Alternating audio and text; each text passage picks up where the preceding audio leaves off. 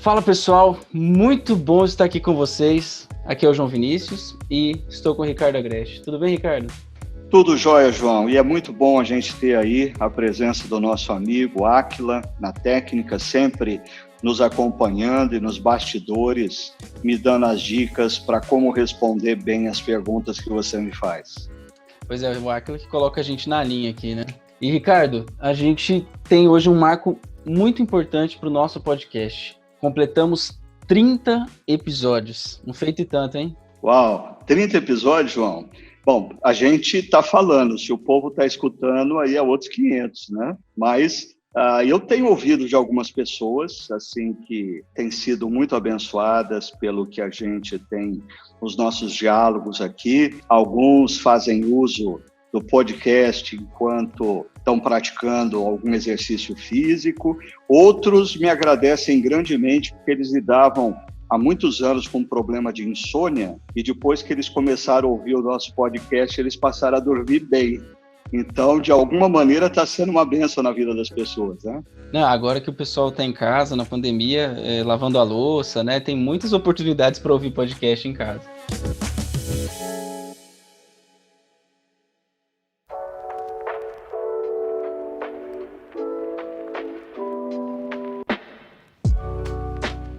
Ricardo, nós acabamos de encerrar a série de reflexões do Caio Corana. Nós falamos sobre os diversos desafios que esse tempo de pandemia nos trouxe e na última reflexão a gente teve a oportunidade de pensar um pouco mais sobre a nossa agenda para esse cenário do novo normal, né? E a minha primeira pergunta para você é nesse sentido. O que é esse novo normal? Bom, especialistas das mais variadas áreas, mas principalmente pessoas que lidam com a filosofia, a sociologia, o comportamento social, eles são enfáticos em dizerem que o mundo que nós deixamos antes da pandemia e do isolamento não existe mais. Essa pandemia vai afetar as nossas relações, assim como tem afetado a maneira como a gente vive, a maneira como a gente compra, vende, a maneira como a gente estuda, a maneira como a gente se relaciona com uma igreja. Então, quando tudo isso passar, e a pergunta é quando vai passar, mas quando tudo isso passar, nós vamos nos deparar não mais com o mundo que nós deixamos no último mês de fevereiro ou março. Nós vamos estar diante de um mundo que tem diferentes relações, diferentes receios, diferentes necessidades, uma diferente agenda. Ricardo, você acha que esse novo normal, esse novo mundo que a gente vai se deparar, ele vai ser melhor, pior, mais complexo? Como que você vê esse cenário? Eu não sei se ele vai ser melhor ou pior. E essa é uma divisão que existe entre os próprios pensadores contemporâneos. Existem aqueles que entendem que tudo isso que está acontecendo vai gerar sensibilização no coração das pessoas, conscientização para questões ecológicas, mas existem aqueles que dizem não, o ser humano, ele em momentos como esse, de crise, ele se torna ainda mais cruel, ele se torna ainda mais violento. A verdade é que sempre quando a gente se depara com algo novo, nós nos deparamos com complexidade, porque o mundo de outrora, o mundo que nós deixamos, bem ou mal, era um mundo que nós o conhecíamos. Agora, o novo nos traz sempre um quê de perplexidade, de complexidade. É um desafio a gente compreender esse novo normal, aí realinhar as nossas vidas a esse novo momento. E você tem falado também sobre essa necessidade, então, diante desse cenário, de a gente resetar e restartar as coisas que nós fazíamos antes. Nada vai ser mais como a gente tinha antes dessa pandemia. Como, então, que a gente olha para isso com esperança ao invés de desespero? Porque eu confesso que, assim, quando eu olho para esse cenário e vejo que eu não consigo mais controlar nada, às vezes vem um desespero, viu? Então, João, eu acho excelente essa sua pergunta, porque ela, mais uma vez, nos remete a algo que a gente tem falado tanto nas reflexões como aqui no podcast, acerca da importância de aqueles que se afirmam discípulos de Cristo a viverem a partir de uma cosmovisão cristã e não de uma cosmovisão humanista ou secular. Porque se a sua cosmovisão é uma cosmovisão humanista, secular, você parte do pressuposto que todo o universo é fruto do acaso, que nós somos uma conjunção de moléculas que deu certo e logo a gente está rendido na história sem controle nenhum do que vai acontecer. Mas quando nós concebemos a verdadeira história que nos é apresentada na narrativa bíblica, nós temos uma cosmovisão diferente de que o universo foi criado por um Deus intencional e sábio. Nós, como seres humanos, rompemos com Deus Criador e geramos toda essa desestabilização. No entanto, nosso Deus não nos deixou sozinhos. Ele entrou na história na pessoa de Jesus e com a sua morte e ressurreição, ele anunciou que todas as coisas começaram a serem feitas novas. E a gente olha para as últimas páginas de Apocalipse, nós vemos que tudo vai, de fato, se tornar novo. Nós podemos não saber como Deus vai desdobrar os fatos e nos levar aos capítulos 21 e 22 de Apocalipse, mas nós temos uma convicção. Primeira, ele está no controle da história e nos processos da história. Uma segunda convicção, ao longo das narrativas bíblicas, Deus constantemente promete estar conosco ao longo do caminho. É assim em Josué 1, é assim no Salmo 1, inúmeras passagens bíblicas reforçam a ideia de que Deus não nos deixa sozinhos. O nosso Deus é o Deus Emanuel, o nosso Deus conosco. A terceira convicção, novos cenários demandam de nós mudanças. Não existe como nós vivenciarmos como discípulos, como profissionais, como estudantes, jovens, adultos, idosos, essa nova realidade que nós temos diante de nós, sem nós nos rendermos às necessárias mudanças. Eu sei que o ser humano não é propenso à mudança. Os seres humanos são avessos às mudanças. Por quê? Porque mudança gera desconforto e mudança demanda esforço. E a prova de que os seres humanos não são muito simpáticos a nada que gera desconforto e esforço é a criação da roda. Os seres humanos criaram a roda porque eles sempre buscam como fazer as coisas com menor esforço e com menor desconforto. E aí, quando um cenário muda e a demanda por mudança acontece, existe um grande desconforto diante do esforço que nós precisamos fazer. Mas uma última convicção que a gente precisa ter é de que mudanças são necessárias. Mudanças fazem parte do processo da nossa vida. Por exemplo, todos nós fomos gestados no ventre das nossas mães, mas quando foi chegando por volta do 9º mês de gravidez, uma crise aconteceu. E aquela crise gerou dor, mas aquela dor era necessária porque permanecer no ventre era se condenar à morte. Então, o próprio parto é uma crise que gera um novo ciclo. A adolescência é uma crise que nos conduz à vida adulta. A famosa crise dos 40, alguns dizem que, na verdade, a crise dos 50 é a velha crise dos 40, mas é uma crise que faz a gente romper com algumas coisas do passado e abraçar coisas que estão diante de nós no futuro. Crises fazem parte do processo de Deus nas nossas vidas e quando nós temos a convicção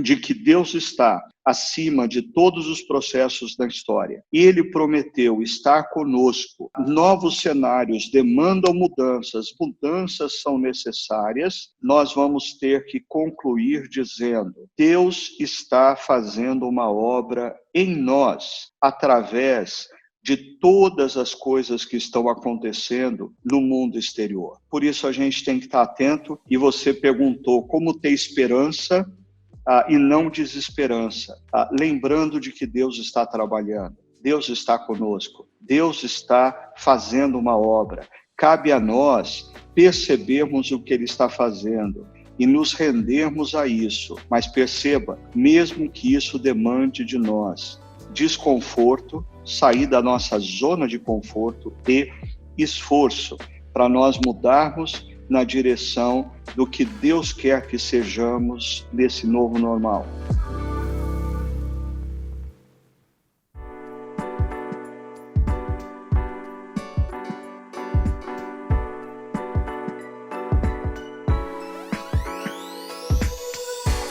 E, Ricardo, continuando um pouco essa sua resposta, você trouxe na última reflexão uma figura que resume bem qual deve ser a nossa agenda para esse novo normal, né? Uma agenda baseada em amor, conhecimento, percepção, discernimento. Então, conta para nós, assim, como que essa agenda vai nos ajudar a enfrentar esse novo normal? Na verdade, essa agenda, ela é uma espécie de equação, né, que o apóstolo Paulo, em Filipenses capítulo 1, nos apresenta, e eu acho interessante a gente relembrar disso. A equação é a seguinte: o amor deve crescer mais e mais, elevado à potência do conhecimento mais percepção, o que é igual a discernimento do caminho a ser tomado, o que vai culminar no dia final a gente se apresentar puro e irrepreensível, com o nosso propósito e com a nossa missão cumprida. Agora, deixa eu explicar, respondendo a sua pergunta, começando do final aqui, né? Se o apóstolo Paulo nos fala do dia final, de que nós precisamos ter os nossos olhos voltados para essa ideia de que no dia final nós vamos comparecer diante de Deus, e existe a expectativa da gente comparecer e termos o nosso propósito de vida, a nossa missão de vida cumprido, porque ao longo dos tempos a gente discerniu o caminho de Deus.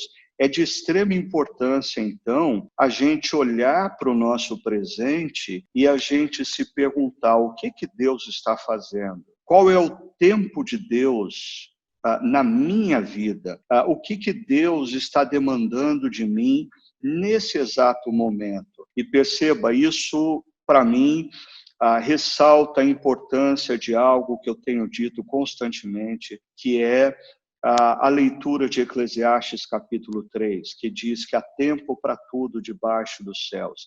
Há tempo de abraçar, há tempo de deixar de abraçar, há tempo de juntar, há tempo de espalhar. E eu acho que sempre quando a gente para fazer uma revisão de vida, olhando para o presente e discernindo qual é o caminho de Deus, a gente chega à conclusão de que Deus está nos convidando a deixarmos algumas coisas e abraçarmos outras, a juntarmos algumas coisas e diluirmos outras. Então é muito importante, se a gente tem como propósito chegar no dia final, na presença de Cristo, como pessoas que, pela graça, capacitados pelo Espírito Santo, cumpriram a sua missão e o seu propósito, no presente nós precisamos discernir os caminhos de Deus, o que Deus quer que eu faça nesse exato momento da minha vida, qual é o tempo de Deus para a minha vida nesse instante da história. Agora, voltando um pouquinho, a gente viu a importância, então, da gente ter conhecimento e percepção. Conhecimento a gente adquire através da informação bíblica, através das narrativas bíblicas, os valores bíblicos, os princípios bíblicos. Nenhum caminho que nós vamos tomar no presente pode ser incoerente aos valores e princípios bíblicos. Mas a percepção, diferentemente do conhecimento, a percepção ela está atrelada a insights em relação à vida, a sabedoria da vida. E essa sabedoria, esse insight, ele só vem com o tempo. É algo que não é construído nos primeiros anos de vida com excesso de leituras, com excesso de informação. Não, ele é construído ao longo da vida, na medida em que você aprende a prestar atenção no que Deus está fazendo, na medida em que você olha para a vida atento e tira lições preciosas desse processo. Por isso, para nós discernirmos os caminhos, nós precisamos dos valores e princípios da informação bíblica, mas nós precisamos também de mentores, de conselheiros atrelados a esses princípios e valores, vividos na vida, para nos ajudar a ter a percepção correta. E chegando na base primária da nossa equação, o amor aumente mais e mais, eu diria que o amor se torna o sinalizador se nós estamos nos caminhos corretos. Se o nosso amor por Deus e pelas pessoas tem crescido, se as nossas decisões contemplam o amor a Deus e aqueles que nos cercam, se as nossas decisões envolvem a nossa responsabilidade de amar aqueles que fazem parte da nossa família, os nossos amigos mais íntimos, a nossa comunidade cristã. Esse é um bom indicador de que nós estamos no caminho correto, porque o propósito maior de Deus ao longo das nossas vidas não é nos conduzir à felicidade e à realização. O propósito maior de Deus nas nossas vidas é nos conduzir a maturidade, e a maturidade através do aprendizado no amor. Quando nós amadurecemos, nós aprendemos a amar. E quando nós amadurecemos e amamos, nós então somos surpreendidos pela felicidade e pela realização. E tocando nesse ponto da realização, eu sou de uma geração que ouviu e cresceu absorvendo como uma grande verdade aquelas frases como siga seu coração, siga sua paixão, faça aquilo que te faz feliz. E a pandemia meio que joga um gelo em cima disso, porque as profissões estão se alterando, as vocações estão se alterando. Então, como que essa pandemia vai desafiar tanto a minha geração e talvez outras também que seguem esse discurso a se apaixonar mais pelo que está fazendo no momento? Como que você vê isso? Um grande desafio, João, porque, como diz o nosso mestre Mike Gorin, se você quer entender e perceber os ídolos da cultura canadense, não pergunte para um canadense. Se você quer perceber os ídolos de uma cultura norte-americana, não pergunte ao norte-americano. Assim também eu diria, se você quer compreender e entender quais são os ídolos que estão subjugando uma geração, não pergunte àqueles que fazem parte dessa geração, porque existe sempre uma tendência à racionalização e à justificação, e é difícil a percepção desses ídolos. Mas eu queria ousar dizendo assim para você e para todos os demais aí da sua geração, né? Vocês estão envolvidos por alguns mitos que foram criados nos últimos anos na nossa cultura ocidental, positivista, altamente influenciada pela cultura norte-americana. Dois desses mitos são eu tenho o direito de ser feliz e eu preciso buscar a minha realização. Eu diria, esses dois elementos são mitos de uma cultura que tem gerado em vocês uma grande mentira, porque basta nós olharmos para a história maior, para a história como um todo. Se nós voltarmos um século na história, por exemplo, absolutamente ninguém se casava para ser feliz. O casamento, em alguns momentos, era até um ato sem graça, porque era um acordo entre famílias. E isso nos parece um absurdo, mas eu diria que grandemente nos parece um absurdo, porque nós fomos consumidos pela mentira gerada pelo cinema, especialmente norte-americano de Hollywood. Então, hoje, jovens casais iniciam uma caminhada e, diante das primeiras frustrações, o que eles fazem? Eles se divorciam, Por quê? Porque eles estão consumidos por uma mentira. Eu tenho o direito de ser feliz. Uma outra mentira, como eu disse, é a realização, especialmente na dimensão profissional. Se nós voltarmos um século na história e percorrermos toda a história da humanidade, a grande maioria das pessoas que viveram antes de nós, elas não escolhiam suas profissões para se realizarem. Elas escolhiam, ou nem mesmo tinham o direito de escolher as suas profissões, elas se tornavam o que elas se tornavam por uma consciência comunitária. Ou seja, numa vila se precisa de um ferreiro. E o meu pai é um ferreiro. O que eu vou ser? Eu vou ser um ferreiro porque eu vou me tornar aprendiz do meu pai.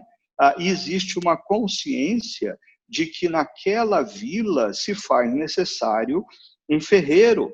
E assim as profissões elas iam sendo estabelecidas, primeiro através do aprendizado, principalmente de pais para filhos, e consciência comunitária. O meu papel é importante para os outros. Então eu diria, se a gente abandonar toda essa filosofia que impregnou a mente de uma geração que acredita piamente que o trabalho é espaço de realização e existe uma pressa, um imediatismo para se chegar a essa realização, assim, em 2, 3 anos, numa organização, numa empresa, aí eu estou fazendo o que eu não gosto, eu não me sinto realizado, eu aborto o processo, e essas pessoas vão passar o resto da vida, seja na profissão, seja nos relacionamentos afetivos, diante das frustrações e diante da percepção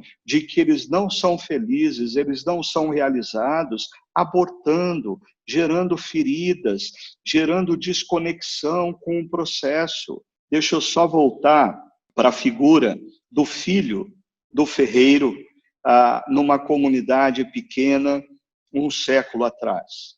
Eu dizia, primeiro, aquela pessoa ela assumia uma responsabilidade por uma consciência comunitária.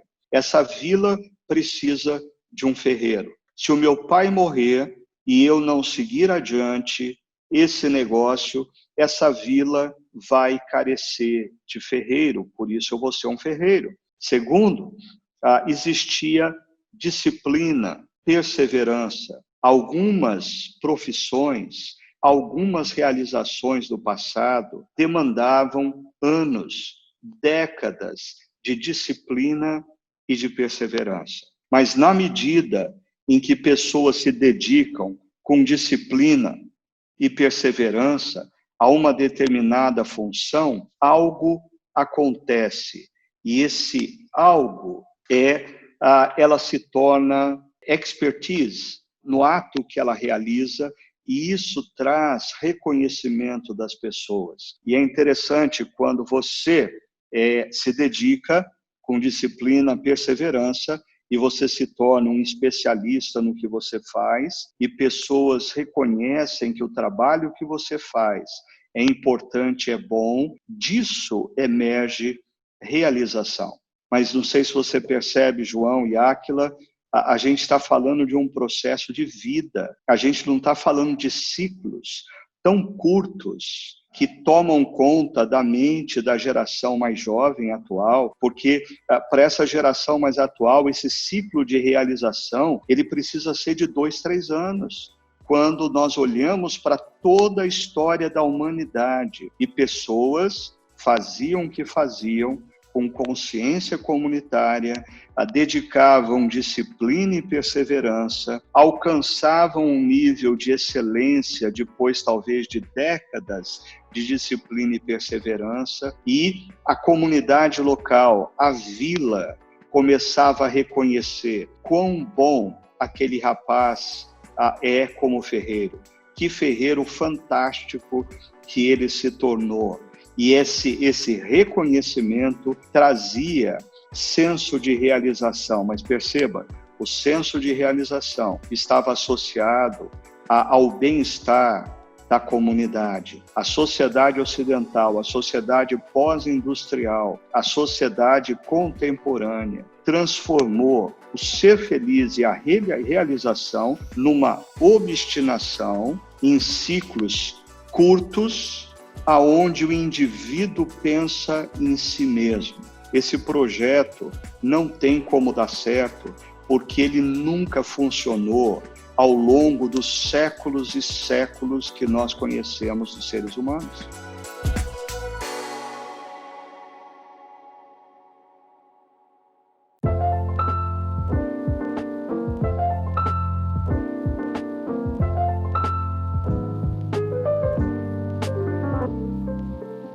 E você falando, eu me lembrei de uma imagem de Lutero, que ele fala que nossas vocações são como máscaras de Deus para o mundo. E sempre quando eu penso em vocação, e uma palavra como a sua e outras reflexões me confrontam bastante, porque esse pensamento todo da minha geração é muito, muito incrustado, né? Mas quando eu penso em vocação, a gente pensa em fazer aquilo que Deus quer fazer no mundo através das minhas habilidades e dons e capacidades, né? E como que você acha que, então, essa noção de vocação vai confrontar um pouco essas nossas grandes expectativas acerca do que a gente faz, com os nossos sonhos, assim? Como que você vê isso? Bom, João, primeiro, eu creio que esse conceito de vocação que nos leva a fazer a pergunta: qual é a minha vocação? Como descobrir a minha vocação e, consequentemente, alinhar a minha agenda, a minha vocação? Eu acho que esse é um processo gradativo. Esse é um processo que demanda anos e décadas na vida.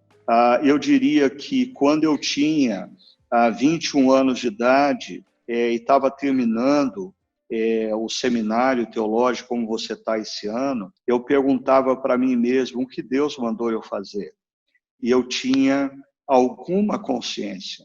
Mas os anos que seguiram, eles revelaram para mim dimensões da minha vida, da minha potencialidade, das minhas limitações que eu não conhecia. Quando eu tinha 30 anos de idade e eu perguntava o que Deus quer de mim, o que Deus quer fazer a partir de mim, eu tinha uma consciência um pouco diferente e depurada de quando eu tinha 21 anos de idade. Aí hoje, resumindo uma longa história, diante de tudo que eu já vivi na vida, diante das experiências enfrentadas, as boas e as ruins, quando eu paro e penso o que Deus quer de mim, qual é a minha vocação, eu tenho uma visão muito mais precisa de quem eu sou, das minhas habilidades, das minhas limitações, e quando eu olho para o futuro, eu tenho uma percepção que eu não tinha quando eu tinha 21 anos de idade.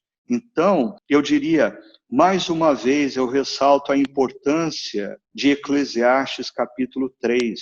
Eu diria que muitas vezes nós, quando estamos aí com os nossos 20, 30 anos, não significa que você vai ter que andar no escuro, mas significa que você precisa perceber qual é o próximo passo que Deus está desafiando você a dar na sua vida. Eu sempre digo que Deus não nos dá um mapa completo da nossa vida, um mapa que mostre para a gente aonde a gente está, aonde a gente vai chegar e por onde a gente vai passar. Não. O que Deus faz é sempre nos dizer qual é o próximo passo. É como se nós estivéssemos numa casa com inúmeros cômodos e Deus diz: agora eu quero que você entre nesse cômodo. E eu paro e digo: mas Deus, depois que eu entrar nesse cômodo, o que eu faço? Ele me responde: quando você entrar nesse cômodo,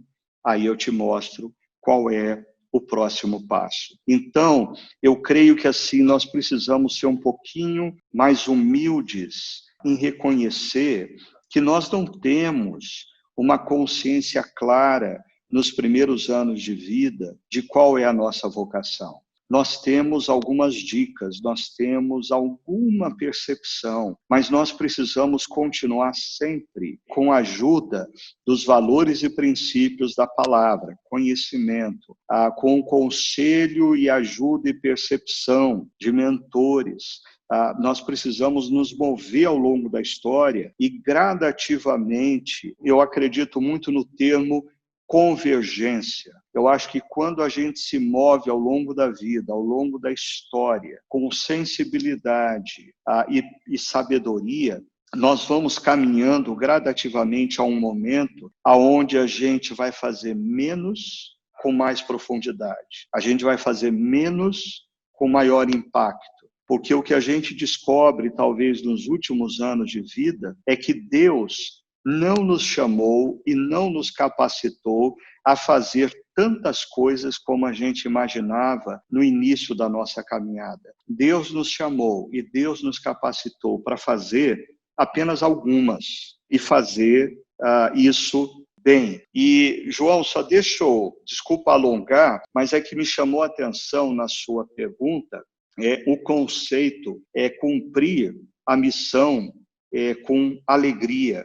E eu queria só ressaltar como essa frase, ela tem muito da cultura geracional. Porque quando a gente olha para a Bíblia, eu pergunto, Moisés foi chamado para cumprir a missão em alegria, Jesus foi chamado para cumprir a missão em alegria, Paulo, em meio às perseguições, apedrejamentos, aprisionamentos, naufrágios, foi chamado a cumprir a missão em alegria. Perceba como esse conceito imediatista de satisfação, de alegria, de realização, pode nos roubar do propósito principal de Deus nas nossas vidas. Eu concluo dizendo, não é que nós não podemos ter alegria ao longo da nossa jornada, mas é que a nossa alegria, ela precisa estar conectada a um outro referencial. E eu sempre gosto de pensar no sorriso de Deus. O Eric Liddell,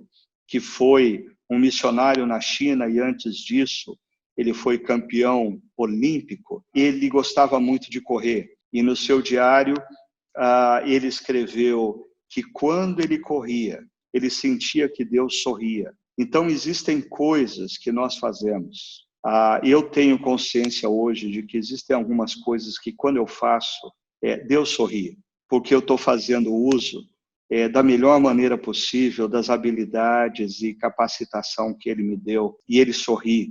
Então, a minha alegria é a alegria do Senhor. A gente precisa mudar o ponto de referência. Alegria e paixão por algo vem na medida em que a gente se dedica com disciplina e alcança aperfeiçoamento. Porque quando a gente começa a fazer bem algo, nós temos o reconhecimento das pessoas e aí isso nos dá algum nível de satisfação. E por fim, por favor, você que está nos ouvindo, vamos desconectar esse conceito de vocação, de aperfeiçoamento, de reconhecimento da esfera meramente profissional, porque é isso que a sociedade contemporânea ocidental tem feito conosco, tem transformado a nossa profissão no centro da vida. Não, o centro da vida é a vida. A profissão é uma das esferas da vida e ela não é mais importante do que, por exemplo, a esfera da família. No livro de Provérbios, capítulo 30, nós temos uma mulher que recebe o reconhecimento dos seus filhos, do seu marido. Essa mesma mulher, ela gera honra para o seu marido diante dos seus amigos. E o Salmo 128 fala do reconhecimento de um pai e de uma mãe sentado numa mesa e contemplarem com seus olhos os seus filhos e os filhos dos seus filhos.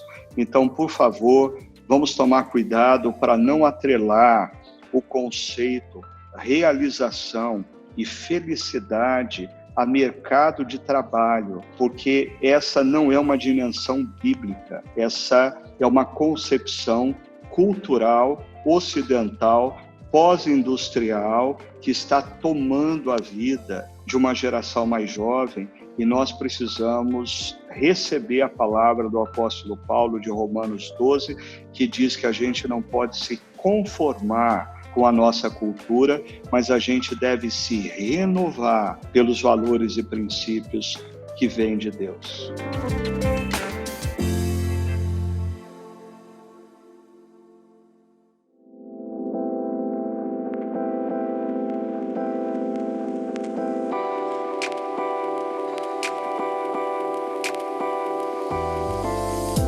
Ricardo, e assim, caminhando um pouco para o fim, mas ainda aproveitando essa discussão aqui que a gente está tendo, você mencionou na sua reflexão a importância da oração, sobre como ela é um tema fundamental e muito recorrente em toda a carta aos Filipenses, na carta de Paulo aos Filipenses. Então, o que é fundamental na oração, na nossa prática de oração, que vai nos ajudar a passar por esses próximos dias e encontrar a nossa forma de desempenhar melhor a nossa vocação e de servir melhor a Deus para esses dias que vão vir aí, para o novo normal? João, eu acho que é a gente resgatar a oração e trazê-la para o espaço certo e correto, espaço do qual nós nunca deveríamos ter tirado a oração. Do que eu estou falando? Na cultura evangélica brasileira, a oração se transformou numa espécie de balcão de prestação de serviços, aonde eu me aproximo e eu demando de Deus algumas coisas. E se Ele não me trouxer o produto que eu pedi, com o imediatismo que eu desejo, eu vou ficar muito frustrado. E eu vou começar a bater na mesa e falar mais alto. Eu vou ficar indignado e eu vou ameaçar Deus de trocar de fornecedor. E, na verdade, quando a gente olha para as narrativas bíblicas, a gente precisa perceber que a oração não é um balcão de prestação de serviços que de um lado eu estou, do outro lado Deus está. Eu diria que a oração é, na verdade, uma mesa de um restaurante muito aconchegante, aonde eu estou sentado com Deus, dialogando sobre a vida e aprendendo com o relacionamento com Ele. Nessa mesa desse restaurante aconchegante, existe oportunidade de eu falar do meu coração, dos meus sentimentos, sem me sentir julgado, porque é Deus quem está ouvindo. Aí eu posso chorar, eu posso lamentar, aí eu posso dizer para Deus, está difícil, mas ao mesmo tempo eu tenho a possibilidade de ouvir a voz de Deus, de me relacionar com Deus e perceber os caminhos de Deus para a minha vida. Então, para mim, a oração é um espaço essencialmente de relacionamento. Relacionamento com um Pai que me ama, a quem eu posso derramar minha alma, a quem eu posso falar dos meus sonhos, e Ele gradativamente, Ele com uma sabedoria imensa, vai lapidando as minhas vontades, vai redimensionando os meus pensamentos. Quando nós oramos, não é Deus quem muda. Quando nós oramos, somos nós que gradativamente vamos dissipando a nossa ansiedade e aprendendo a confiar que os caminhos de Deus, eles são bons, eles são perfeitos, eles são agradáveis. Eu queria terminar essa resposta fazendo menção ao que Eugene Peterson sempre dizia, que existem 3 elementos fundamentais na nossa caminhada: a palavra, a oração e a mentoria. E ele dizia, através da palavra, eu aprendo como Deus está agindo na história. Através da palavra, eu ganho percepção de como Deus se move na história, de reino a reino, de rei para rei, de conflito em conflito. A palavra me mostra que Deus está acima da história e que eu posso confiar. O segundo elemento é a oração. A oração, ela me dá consciência de que Deus não está agindo só na história, Deus está agindo na minha vida. Quando eu me sento naquela mesa, naquele aconchegante restaurante, para conversar com o Pai Celeste. Gradativamente eu me dou conta do que Ele está fazendo em mim, do que Ele está me desafiando a ser, mesmo que isso me gere desconforto, me gere algum sentimento de resistência. E aí vem o terceiro elemento, a mentoria, porque os nossos sentimentos podem nos enganar. A nossa elaboração intelectual pode nos enganar. Mas quando nós temos a oportunidade de termos pessoas do lado de fora da nossa mente e do nosso coração para avaliar situações com sabedoria, nós podemos ter, ora, a confirmação do que Deus está fazendo nas nossas vidas, ora, o confronto de que nós estamos nos rendendo a ídolos do nosso coração, querendo dizer que é vontade de Deus. E eu diria, a mentoria, ela não é um espaço tão romântico como talvez eu veja algumas pessoas falar, porque normalmente me incomoda muito perceber que no contexto atual, via de regra, nós chamamos de mentores aqueles que concordam com o que a gente quer. Eu consultei os meus mentores e todos eles concordam com isso. E eu diria, Jesus é o mentor do jovem rico, e Jesus, com algumas perguntas, revela o ídolo do coração daquele jovem rico. E ele sai indignado. Naamã, o profeta, ele chega a Davi com algumas perguntas, ele revela o pecado de Davi, o que Davi estava escondendo. E aquilo, assim, desestrutura a vida de Davi. Então, mentores são muito importantes na nossa caminhada, especialmente para revelar em alguns momentos que nós estamos tomando caminhos enganosos, ou talvez nos desnudar diante dos ídolos que estão tomando conta do nosso coração. Isso gera indignação, por isso, mentores precisam ser pessoas maduras o suficientes para não terem pressa em serem amados. Mas esses três elementos são importantes: a palavra, a oração, a mentoria. E a oração, como você me perguntou, para mim é esse espaço, essa mesa em um restaurante aconchegante, no qual eu posso ter um diálogo renovador, às vezes confrontador, mas com o meu Deus, que eu tenho convicção que Ele me ama. Está aí a importância da oração em todo esse momento que nós estamos vivendo e no processo de a gente ir ganhando consciência ao longo da vida, da nossa vocação, do nosso propósito e da agenda de Deus para cada um de nós.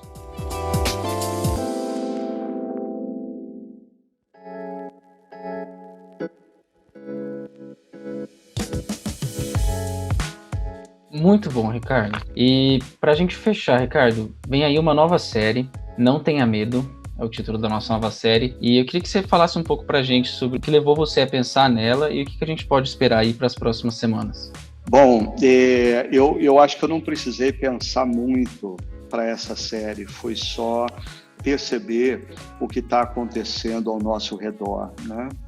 A cada dia nós temos mais e mais pessoas com medo do que vai acontecer na sua carreira profissional. Alguns já perderam o emprego e eles estão com medo de não conseguirem recolocação profissional. Outros estão com medo de perderem entes queridos. Eu acho que o medo de ser contaminado e morrer é infinitamente menor do que o nosso medo de ter a perda dos nossos pais, filhos, netos, amigos. Isso tudo tem gerado medo. As pessoas estão sendo tomadas pelo medo da desestabilização política crescente do nosso país. Medo de como vai ser o futuro e coisas que nós gostávamos, talvez nós não vamos poder voltar a fazer tão cedo. Tudo isso tem gerado medo. Agora,